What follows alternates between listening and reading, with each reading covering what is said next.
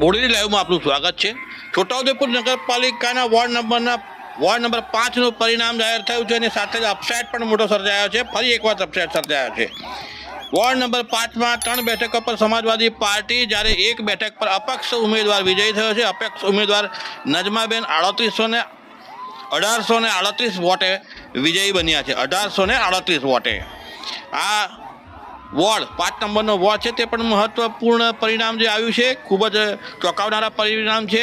પૂર્વ કોર્પોરેટર છે ઝહીરભાઈ, તેઓ 1 મતથી હારી ગયા છે। અપક્ષ ઉમેદવાર નજમાબેન રેકર્ડ બ્રેક મત 1838 મતે જીત્યા છે। સમાજવાદી પાર્ટીએ ખાતું ખોલાવ્યું છે અને પ્રથમ વખતે સાયકલ અહીં ચાલી છે। 3 બેઠકો સમાજવાદી પાર્ટીને અહીં મળી છે। તે સાથે જ છોટાઉદેપુરમાં કોંગ્રેસની 1 બેઠક મળી છે। કુલ 5 વોર્ડની 20 બેઠકની વાત કરીએ તો 5 વોર્ડ માટે કોંગ્રેસને 1 બેઠક, ભાજપને 6, બહુજન સમાજ પાર્ટી હાથીને 2, અપક્ષ 4, સર્વ સમાજ પાર્ટીના 4 અને હવે સમાજવાદી પાર્ટીના 3 ઉમેદવાર 3 બેઠકો મળી છે।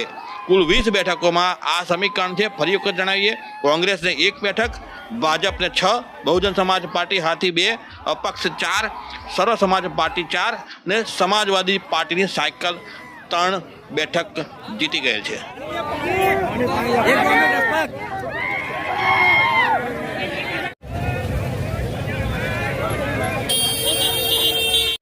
बहुत लास्ट टाइम में जीत गया, लगता है।